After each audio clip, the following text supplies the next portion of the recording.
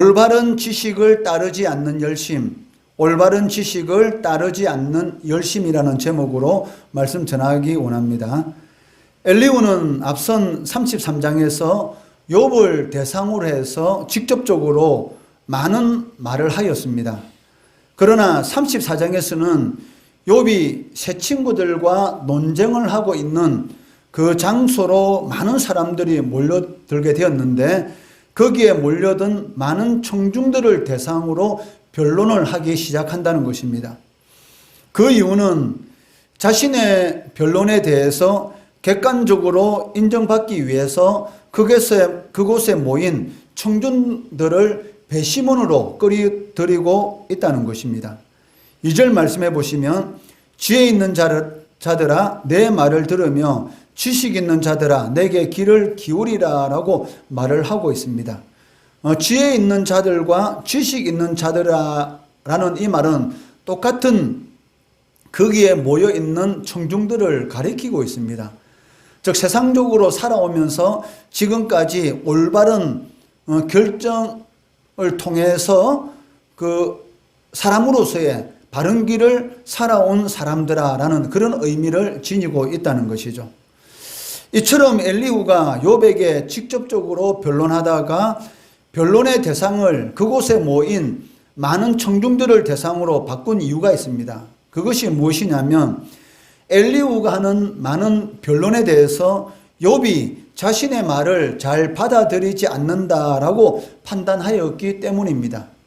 물론 엘리후 자신은 공정하게 객관적으로 욥에 대해서 욥의 새 친구들과 다르게 변론하겠다라고 말을 하면서 시작했지만, 엘리후 자신도 욥이 겪고 있는 그 고난을 보면서 어떤 죄로 말미암아 그런 고난이 임하였는 것은 아닌지, 물론 하나님의 섭리에 대해서 말을 하고 있지만 그러한 생각을 자신도 모르는 사이에 가지게 됨으로 인해서 욥에 대해서 회개를 강요하는 그러한 변론으로 나아갔던 것입니다. 그렇기 때문에 욥이 엘리후의 말에 대해서는 그 반론을 제기하지는 않고 있지만, 실질적으로 엘리후가 보기에는 욥이 자신의 말에 대해서 그렇게 받아들이고 있다라는 그러한 느낌을 못 받았던 것이죠.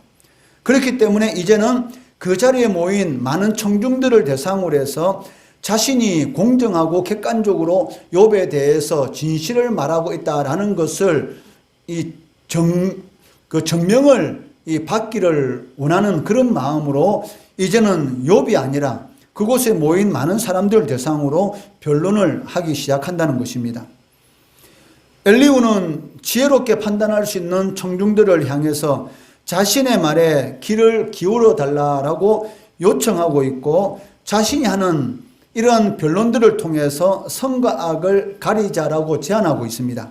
4절에 보시면, 우리가 정의를 가려내고 무엇이 선한가 우리끼리 알아보자라고 말을 하고 있다는 것이죠. 여기 우리끼리 알아보자라는 이 말은, 엘리후 자신의 말은 이 지혜와 공의에 기초하고 있기 때문에 사람들이 충분히 내가 한 말에 대해서 그 가치를 인정해 줄 것이다 라는 그러한 생각을 엘리후가 가지고 있다는 것입니다. 즉 자신이 욥에 대해서는 그러한 이 변론들이 지혜 있는 사람은 반드시 그 가치를 알 것이다 라는 그런 의미로서 말을 하고 있고, 실질적으로는 그 자리에 모인 사람들에게 자신이 하는 말에 대해서 강요하고 있다는 것이죠.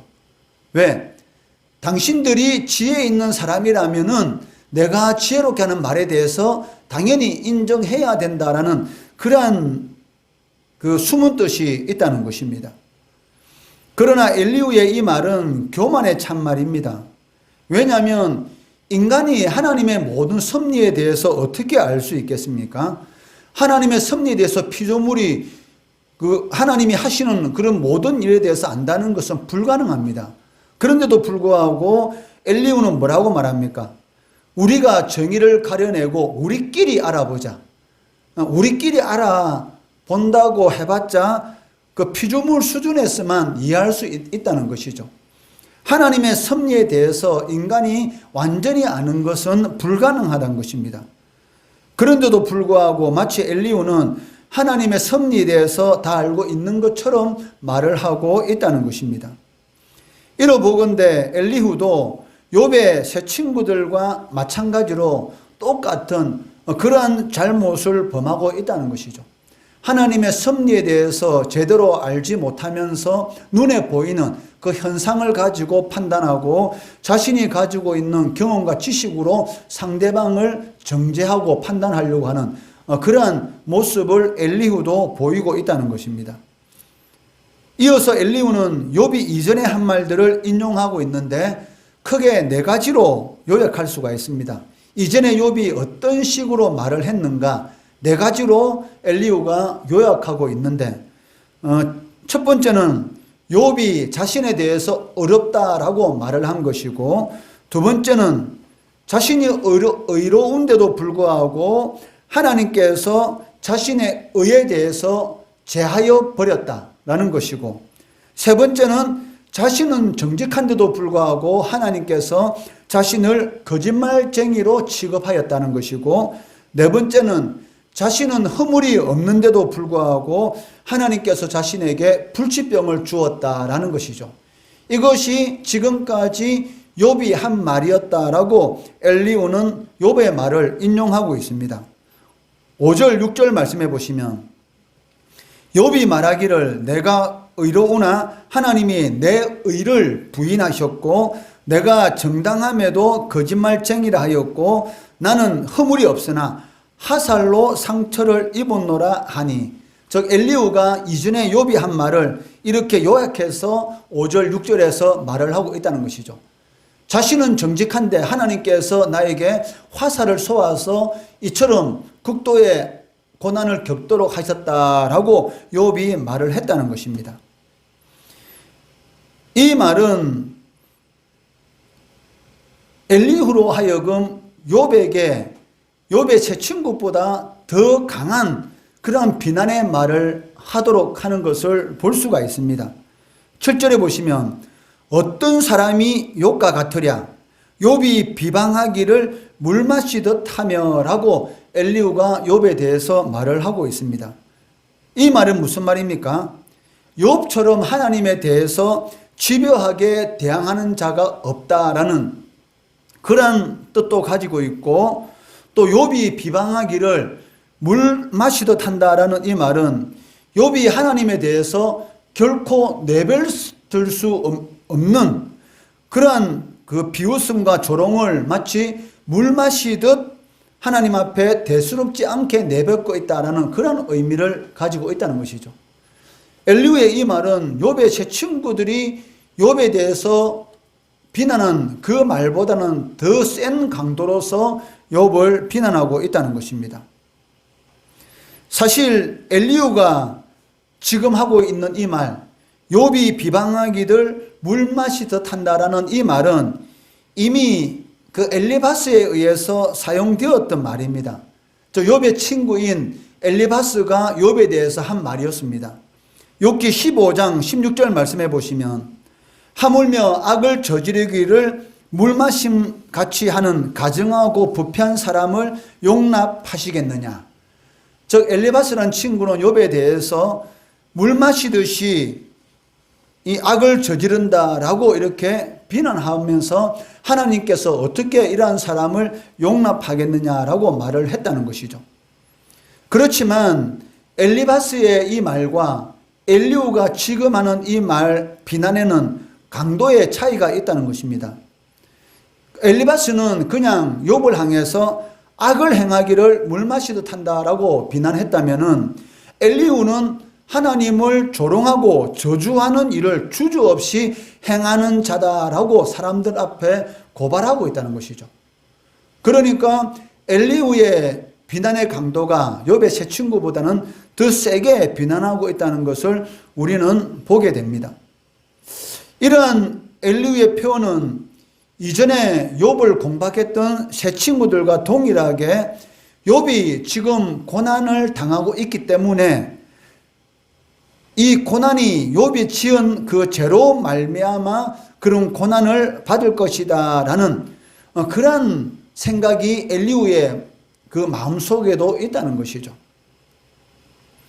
이처럼 엘리후는 마치 욥이 하나님을 불의한 분으로 대적한 것처럼 표현하고 있다는 것입니다.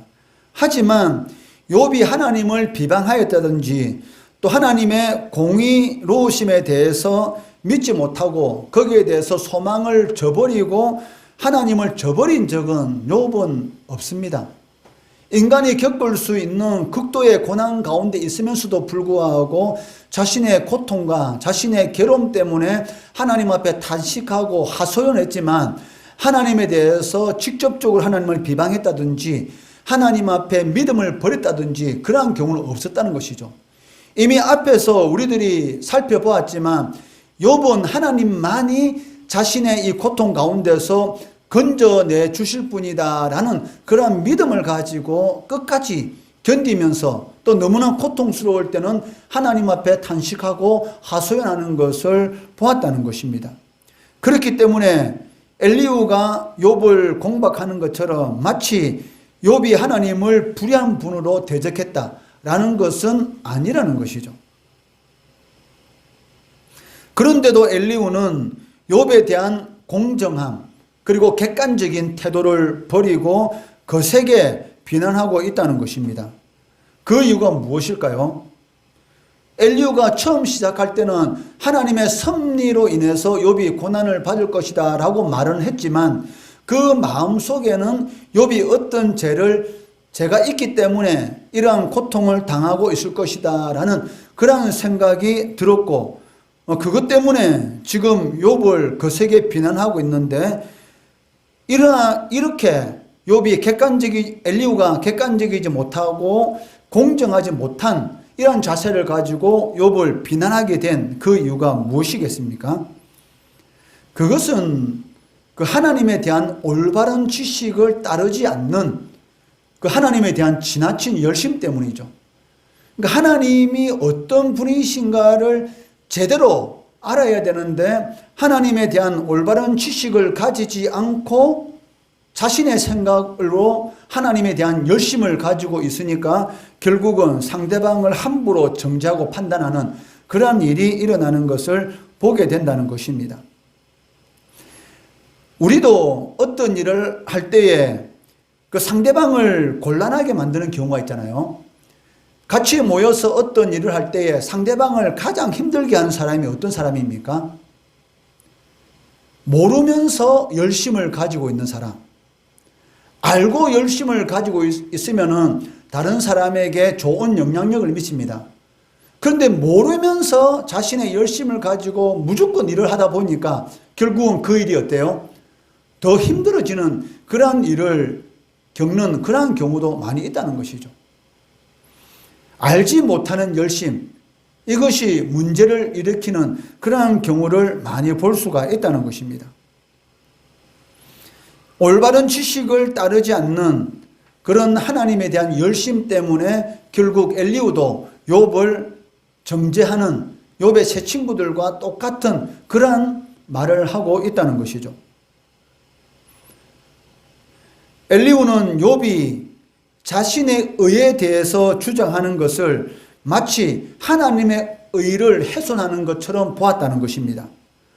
그러나 욥이 자신의 의를 주장한 것은 아닙니다. 하나님 앞에서 자신이 지금까지 올바로 살아온 것을 하나님 기억해 달라고, 그를 통해서 이 고통 가운데서 건져 달라고 하나님 앞에 하소연한 것이지 하나님 앞에 자신의 의를 내세우고 자신의 의를 자랑한 것은 아니라는 것이죠. 히스기야 기도와 똑같은 것 아니겠습니까? 히스기야 왕이 이사야 선지자의 말을 통해서 당신이 이제는 곧 죽을 것이다 라는 그 말을 듣고 어떻게 합니까? 하나님 앞에 벽을 향해서 간절히 기도할 때에 하나님께서 히스기야의 생명을 연장시켜 주는 것을 볼 수가 있지 않습니까? 그때 히스기야가 기도한 제목이 무엇입니까? 지금까지 자신이 하나님 앞에 의롭게 살아온 것, 그것을 보시고 자신을 구원해 달라고 기도할 때에 하나님께서 히스기야 왕이 행한 그런 의로운 행위들을 보시고 생명을 연장시켜 주시는 것을 우리는 이미 이사야서를 통해서 살펴보았다는 것이죠. 욥도 마찬가지였습니다. 자신의 의를 하나님 앞에 내세운 것보다는 자기가 하나님의 말씀대로 살려고 왔던 그런 지난 세월들을 기억해 보시고 자신을 이 고통 가운데서 건져달라고, 기억해달라고 하소연하였던 것입니다. 이처럼 올바른 지식을 가지지 않고 하나님에 대한 열심을 가지게 되면 반드시 거기에는 어떤 하나님의 뜻과는 반대의 일을 행하게 된다는 것이죠. 이러한 엘리후의 잘못된 판단에 의한 지나친 열심은 바울이 유대인들을 향해서 안타까운 심정을 가지고 하는 말들을 떠올리게 합니다. 로마서 10장 2절 3절 말씀해 보시면 바울이 유대인들에게 무엇이라고 말을 하고 있습니까? 내가 증언하노니 그들이 하나님께 열심히 있으나 올바른 지식을 따른 것이 아니니라. 하나님의 의를 모르고 자기 의를 세우려고 힘써 하나님의 의에 복종하지 아니하였느니라 라고 말씀하고 있다는 것입니다. 유대인들이 하나님께 얼마나 열심히 있습니까? 그런데 그 열심이 올바른 지식을 따르지 않는 하나님에 대한 열심이었기 때문에 결국은 누구 의를 세우고 있습니까? 하나님의 의로움을 자랑하는 것이 아니라 결국 자신의 의를 자랑하게 되고 오히려 하나님의 의, 즉 하나님의 뜻에 복종하지 않는 그러한 삶을 살아가고 있다는 것이죠. 이처럼 하나님에 대한 올바른 지식을 따르지 않는 열심은 결국은 하나님을 대적하는 그러한 일을 행할 수가 있다는 것입니다. 바울의 말처럼 사실 엘리후도 공정하게 욥을 위한 변론을 하겠다라고 하였지만 욥에 대한 잘못된 지식으로 인해서 오히려 욥을 비난하고 자신의 의를 세우는 그릇된 모습을 보이게 된 것입니다. 이처럼 여기 앉아있는 우리도 엘리후와 같이 올바른 지식을 따른 것이 아닌 자신의 의를 세우고 오히려 하나님께서 싫어하시는 그러한 일을 할 수도 있다는 것입니다. 그렇기 때문에 우리가 어떠한 일을 할 때에 하나님의 선하시고 기뻐하시고 온전한 뜻이 무엇인지 항상 하나님의 말씀을 비추어서 분별하고 하나님께서 주시는 그러한 열심을 가지고 모든 일들을 감당해야 한다는 것입니다. 그렇지 않다면 하나님의 일을 열심히 한다고 하지만 실질적으로는 하나님하고는 전혀 상관이 없는 그러한 일들을 행하고 오히려 자신의 의, 내가 하나님을 위해서 이렇게 많은 일을 했는데 왜 당신들은 나를 알아주지 않는 거야? 라는 자신의 의를 드러내는 그러한 일이 될 수도 있다는 것이죠. 이런 일들이 교회 안에도 얼마나 많습니까? 특히 열심을 가지고 교회를 섬긴다라는 그러한 사람들 가운데서 이러한 모습들을 안타깝지만 심심치 않게 볼 수가 있다는 것이죠. 내가 아무리 하나님을 위해서 많은 일을 했다 할지라도 우리들의 입에서 하나님 앞에 내세울 수 있는 것은 무엇입니까? 무익한 종입니다 라는 이 말뿐입니다. 내가 아무리 하나님을 위해서 많은 일을 했다 할지라도 나는 무익한 종입니다. 왜? 하나님께서 우리들에게 베풀어 주신 독생자 예수님을 십자가에 못 박혀 죽이심으로 구원해 주신 그 구원의 은혜, 영원한 지옥의 형벌을 받을 수밖에 없는 그런 죄 허물로 이미 죽었던 우리들을 영생의 길로 이끌어 주신 그 은혜에 비하면 우리가 생명이 있는 동안 하나님을 위해서 하는 모든 일들은 아무것도 아니라는 것이죠. 하나님의 보시기는 무익할 따름입니다. 그렇기 때문에 내가 아무리 하나님을 위해서 많은 일을 했다 할지라도 나는 무익한 종입니다 라는 그 고백이 하나님께서 기뻐하시고 하나님께서 영광 받으신다는 것이죠. 이러한 고백, 올바른 지식을 따름으로 하나님께 영광 돌리고 또 나를 통해서 내 주위에 있는 사람들이 좋은 영향력을 받도록 이끌고 또 그러한 영향력을 보내는 우리 성도 되시기를 주의 이름으로 축원합니다.